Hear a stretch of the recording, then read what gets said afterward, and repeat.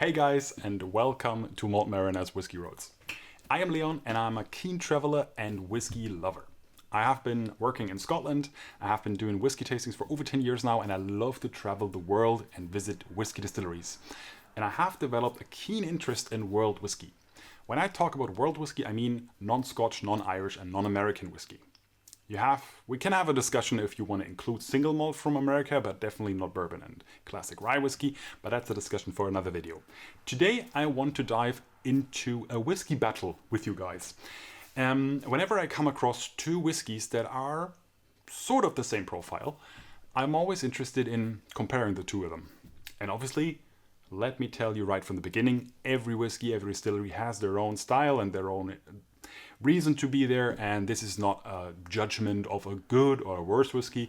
It's just comparing, having fun with whiskey, tasting whiskey. It's a good reason for me to drink whiskey in front of the camera, sharing this information and this experience with you guys. The motto or the theme of Malt Mariners in Germany has always been share the whiskey, share the experience. So this is the theme that I live this whiskey tasting business by. And this is my English sub-channel, obviously. Thank you for watching. My passion project to share my experience with all the whiskey fans out there in the world who do not speak German, obviously. I have been traveling through Scandinavia lately, like Denmark, Sweden and Norway. And I have been tasting quite a lot of whiskeys there. And this is the reason why today I want to start this whiskey battle format. Let me know in the comments below if you like this kind of format.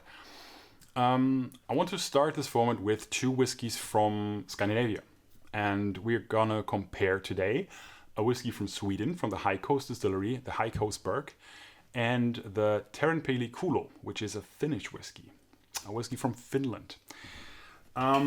So I would say these two whiskies are sort of fair to compare for a couple of reasons, and I will tell you the reasons that they have in common and the things that they might not have in common. First of all, just look at the profile of the distillery. Teerenpeli is the distillery that I don't know as much about as about High Coast. So just that you know, and you have a full disclosure, I have been visiting High Coast this year, and I have been on the High Coast Festival. So I have a sort of a connection to the distillery, and I like the distillery, which might influence my judgment, but we'll see about that later.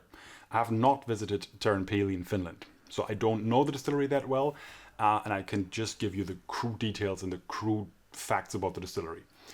Teerenpeli was created in 2002, which is actually quite a proper age for a new world whiskey distillery, or for a new distillery, so to speak, because Finland doesn't have like the same old tradition of whiskey making like Ireland and Scotland, for example.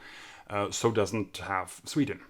The High Coast Distillery was created in 2010, so Teerenpeli on paper is an older distillery than High Coast. I think that the new buildings from Teerenpeli they moved their old distillery to a new location in 2015. So I would say that I would look at the distillery as the actual distillery as being there from 2015 on, but still it's an older distillery. No, that's not true. 2010 and 2015. So but on paper, Teerenpeli is the older distillery. When I try to understand a whiskey or a distillery without having actually tasted the whiskey, I look at different things. I look at how much information does a distillery give me about the whiskey they make? How much information can I get from the label or from a quick research online? What type of stills do they use? This is, to me personally, quite important. And I can tell you right now that both these distilleries use use pot stills. Sorry, this is a bit of a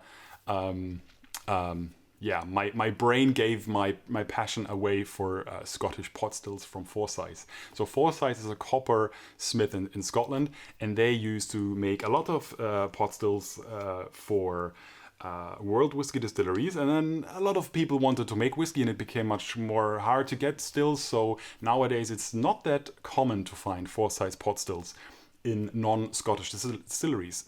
therefore, I'm always a bit happy when I see a Forsyth pot still in a non-Scottish distillery. So Teerenpeli has Forsyth pot stills from Scotland, and High Coast has Forsyth pot stills from Scotland. So on this part of the deal, both distilleries are, so to speak, quite the same. Obviously, every pot still is different and creates different flavors, but we not want to go into that right now. From the size, they're actually roughly the same. I think that Teerenpeli produces something about I read something online from 160,000 liters a year, and High Coast produces about 300,000 liters a year, which is almost double. But in terms of the size, from very small distilleries up to a couple of millions, they are actually in the same ballpark. So we can compare these two distilleries quite fairly, I think. They both also share, so stay with me if you're curious about the drinking part, but I think this is a really interesting part. Both distilleries share a common tragedy, and that is that if you visit the distillery, both have visitor centers. High Coast has a beautiful visitor center with a really good restaurant. I can only recommend it. I cannot talk about the visitor center of Teerenpeli because I haven't been there, but you can visit both of them. But you cannot buy whiskey there. And I think this is something that is in Scandinavian countries, especially Norway, Sweden, and Finland, quite special, so to speak. Because they have a law that only allows a monopoly to sell whiskey that has more than, I think, 5.5 ABV, and I think it's the same, roughly the same in Sweden. I think it's the Systembolaget in Sweden and the Vinmonopolet in Norway. I always mix up those two. But yeah, you can only buy alcohol in these stores. So you cannot buy their product in their own distillery. What a shame. So let's get to the whiskies. I have prepared the Kulo, the whiskey from Teerenpeli in the glass, and I have the High Coast Berg here. I only have the High Coast Berg as a real bottle here on site, and sorry about that, about the microphone. And I have the other one as a sample from a friend. So thanks, Helge, for the sample. Strength-wise, let's look at the whiskies themselves. Strength-wise, the High Coast Berg is bottled with 50 ABV. And I think the Kulo is bottled with 50.7. So just checking my phone here. So they're quite close. Yeah, obviously almost the same ABV. The Kulo is a 7-year-old whiskey, and it was fully matured in PX on Oloroso sherry casks, while the High Coast is a non-age statement. So we don't actually know how old this whiskey is, but we'll come to that later when we talk about the transparency. So age-wise, 7 years versus no age, almost the same strength. They are both non-chill filtered and uncolored whiskies. So they're both quite natural, original whiskies that have not been tempered with. They're both single malt. They're both made from 100% malted barley, and the Teerenpeli whiskey is made from local barley, as far as I know. I'm not 100% sure where the barley from High Coast comes from, but I think they are also using Swedish malt for this one. So far for the facts. No, I have forgot two very important facts about those whiskies. The size and the price. And obviously, for most of us out there who are not born with an infinity stone or a cheat code for our bank accounts, this is quite important. So the High Coast Berg is roughly 64 euros in Germany. Wherever you are in the world, this might be different. And the Kulo is also roughly 65 euros-ish. But with a big difference, the Kulo is half a liter, so 50 cl, and the Berg is 70 cl. So price-wise, the Kulo is decently more expensive than the Berg, and I'm trying to include that in my comparison later. The Kulo is in the glass, so I let the High Coast breathe. Also, put it in the glass right beside that, so we have an equal comparison, roughly-ish. I'm going to say that a lot today. Yeah, so I think that's most of the intel insights I can give you so far. Both are heavily sherry influenced, obviously, and now we come to the transparency part, because the High Coast Distillery will give you a batch number on the back of the bottle, which I personally really like. And on the website, you can look up this batch and get the full recipe about that whiskey, and I really appreciate that. I will insert some pictures of that in this video, and now I have to check out so I can give you the rough age limit, the rough age that this whiskey has. So you can click on the recipe and then you can read it's 100% unpeated whiskey, which was first matured in first fill bourbon barrels and then finished in PX first fill sherry cask. So this is a finished whiskey. The other one is a finished whiskey. Sorry, I had to include that pun. It's way too obvious, isn't it? So the finished whiskey, the Kulo, is a full-on sherry maturation, while the Berg is a maturation in bourbon cask and then finished in sherry whiskey. And the maturation age was roughly between 5 and 7 years. So they're actually quite close from the age. So now it's time to nose, and then it's time to drink, and I will tell you what I think about these two whiskeys. And I personally can already say, before I drink them together side by side, I think they're both great whiskeys. So let's nose. I'll nose the Berg first because I think the Berg is slightly lighter due to the fact that it has been matured in bourbon cask first and it has a little bit less alcohol. So let's nose the Berg first and then nose the Kulo. So the Berg from High Coast is very bright in terms of the nose. It's very like red cherry candy-like flavors, like wine gummy sweet. You know, this kind of a little bit fruit tea. In Germany, we have this fruit tea that children drink a lot when they go on camps, like sugared fruit tea, red berries. But quite light, quite elegant. You can smell that there's a lot of bourbon cask influence in here also. Also a little bit of vanilla from the bourbon cask.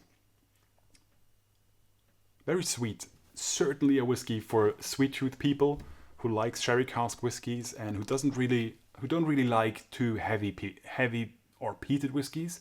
This is a very easy to drink sippy whiskey.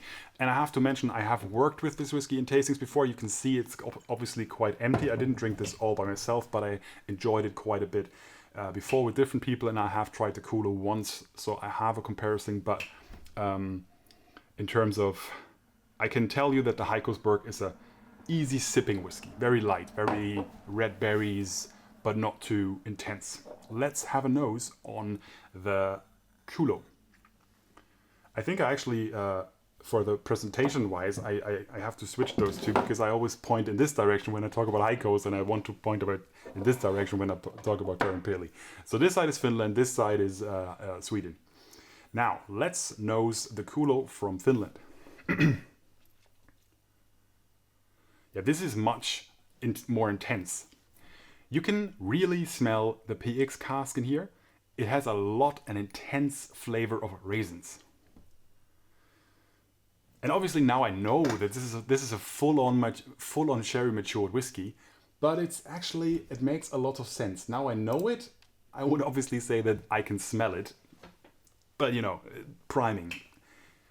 But it makes sense. There's so much thick marmalade in here and so much intense sherry flavors that it makes a lot of sense that this is a full-on sherry maturation for 7 years. Do they tell us, are those first fill casks? I have to check my phone. Full bodied with dry fruits. No, I don't want to have the tasting notes. I want to...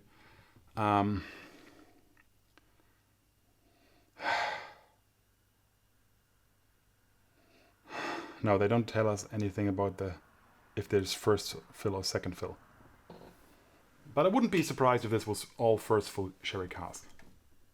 Very intense. We can compare the colors. I'll show you the two glasses.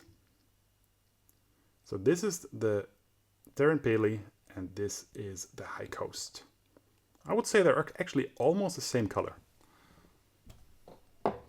Yeah, the Kulo smells much more like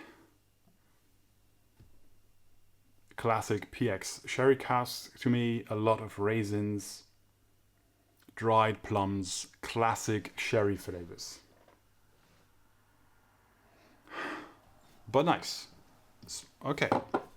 Now I will dive into the Berg. Take a sip and tell you what you think. Tell you what I think. Cheers. Or skål in this case. Yeah, it's becoming even sweeter now, before I drink. A little bit of air has made it even more vanilla and candy-like. I can almost not smell the sherry cask in here right now. It's very sweet. Cotton candy, like a lot of cotton candy. Red apples. Oh, this is a really good whiskey. Cheers.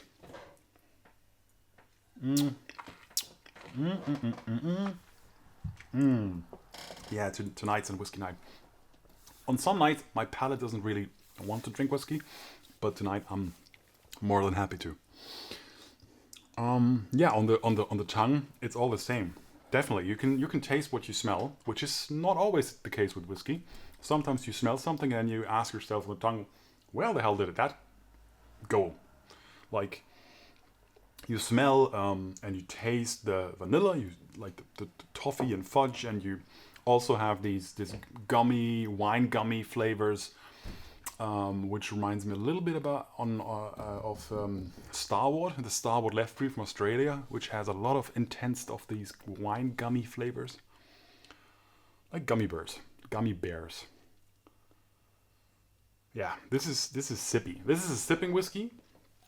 And I'm actually quite happy because I think this is not too thick, it's not too overpowering. So I think that I can actually, when I take a little sip of water, I can actually drink the Kulo on a quite clean palate, I think. Because when tasting different whiskeys after another in a tasting, especially if you do it quickly, like in this video, it can be like a problem if you drink an intense sherried whiskey and then afterwards something else, because sherry and peat even more are two flavors that cover up a lot of other things. So if I would now drink a very light and delicate bourbon cask whiskey, for example the Elf of actually it's here of High Coast, it's a full-on bourbon cask maturation, I wouldn't taste as much as I would drink the Elf before that. So comparing two sherry whiskeys is a little tricky. Same with peated whiskey. If I compare two peated whiskey, that could also be a bit tricky. But in this case, the Berg is very light, very elegant, very smooth. So I'm quite convinced I can still taste the full profile of the Teerenpeli here. Now, let's get into Teerenpeli Kulo. Let's see what they can do.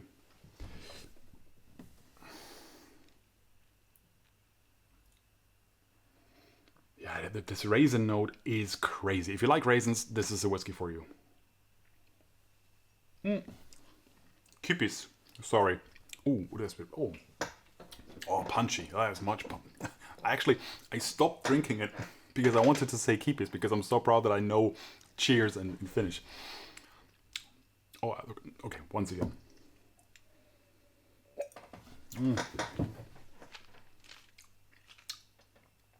Yeah, this is much more intense, much more spicy, full on sherry, loads of sherry, more sherry flavor than in the High Coast Berg, which is not a big surprise because bourbon and sherry combination.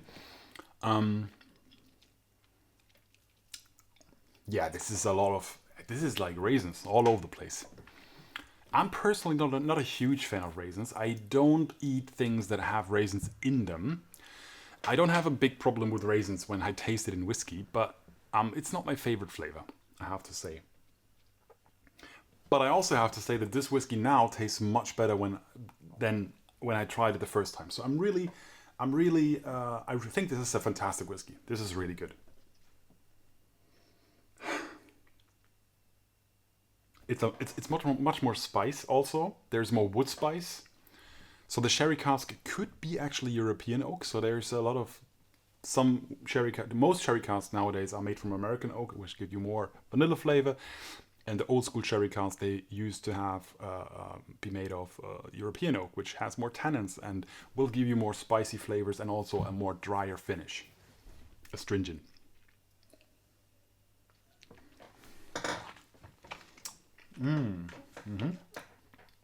Yeah, I mean this is a full-on sherry whiskey. Personally, I think it would be hard to miss if this would be in a blind tasting with Scotch whiskies, or if you ask somebody blindly, do you think this is a whiskey from Scotland? I think a lot of people would think this is a Scotch whiskey. It reminds me a little bit of like Tamdhu, maybe, or Glenglassaugh. I had a PX cask from Glenglassaugh once that tasted almost the same in my head. Because Glenglassaugh is a really good comparison because Glenglassaugh on the northern east coast of the Highlands, they have a very berry forward character in the new make. This reminds me actually quite a bit of Glenglassaugh, and I'm a big fan of Glenglassaugh, so I really like this one. Yeah,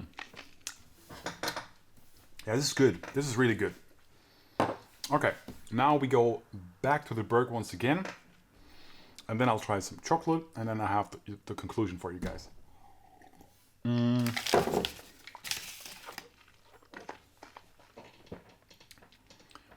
So I think we can say that the High Coast Berg is the sweeter whiskey. It's the easier to drink whiskey. It's a little bit more bourbon influenced whiskey, bourbon cask influence, so there is more vanilla behind the berries, behind the red flavors. It's easier to drink, and I think it's more appealing to more people. I think the Teerenpeli is a bit of a sherry beast, so you really have to like sherry cask whiskey. If you like sherry cask whiskies, then I think you will also enjoy the Teerenpeli Kulo, and maybe even a little bit more than the High Coast. Now I get a lot, the High Coast gives me gummy bears, wine gums, and vanilla flavors. And that's basically it. But that's tasty.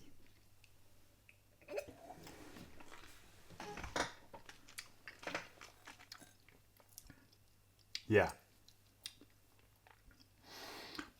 And that's exactly what I told you in the beginning.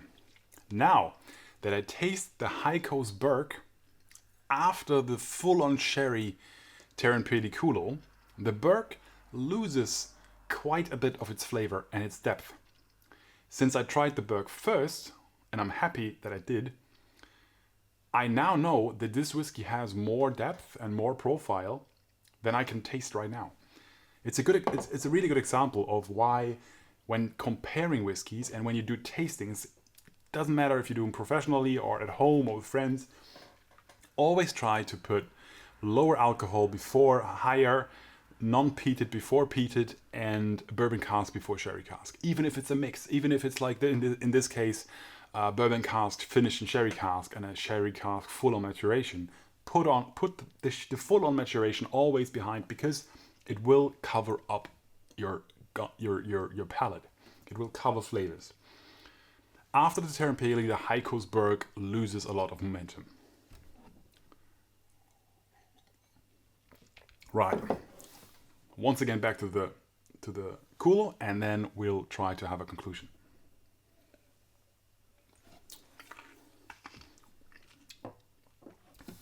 I have to say, this is really, really, really tough to me right now, because I chose two whiskies for this battle that I personally like a lot, both of them. I personally feel that the High Coast Berg is the lighter sipping whiskey, and it's the more pricey whiskey, the more budgety whiskey. It's cheaper. Cheap is a weird word, but it only costs 64 euros roughly, while the Kulo costs roughly 100 if I count that up to a full-on 70 cl bottle. So if I look at the price-value relationship, I would probably say I would go to the High Coast Berg. I think this is my favorite whiskey in terms of value for money, because I pay less and I get a very nice sipping whiskey. But if I compare these whiskeys and I take away the price range, I only compare them taste-wise and quality-wise. Quality in brackets, my personal taste on this day right now. This is not a universal judgment. I actually have to admit I like the Teerenpeli Kulo a little bit better because I like spicy whiskeys and I like everything that has more punch, that has more depth, that has more elbows, so to speak. I prefer Highland whiskies over Speyside whiskies, for example, and I think this is actually a good comparison. Today, in this tasting, the High Coast Berg, to me, tastes a little bit like a Speyside whiskey, a bit more lighter and elegant, and the Teerenpeli Kulo is the Highland malt. It's the full-on, more robust, more here I am type of whiskey. So, if I drink them side by side and I don't know the price, I would say that the Teerenpeli Kulo wins this battle. If I look at my wallet, I personally would probably still buy the High Coast Berg. So, because this is a really, both are fantastic whiskeys, and both of these whiskeys are worth your time and worth your money, in my personal opinion. And I really hope you enjoyed this this whiskey battle. Never take these things too serious, as usual. And let me know in the comments below what kind of comparison you would like to see, what kind of comparison you want to do at home or you have done at home. Have you tried two whiskeys side by side that share the same profile, maybe the same age statement or the same cask profile? Or I personally would like to have more of these videos where I compare two whiskeys from two different countries next to each other, because I'm a huge fan of world whiskey. And I really hope that you enjoyed this video. If you like this, share this video, click the subscribe button, and obviously leave me a comment down below. Thank you so much for watching, and I'll see you next time down the road.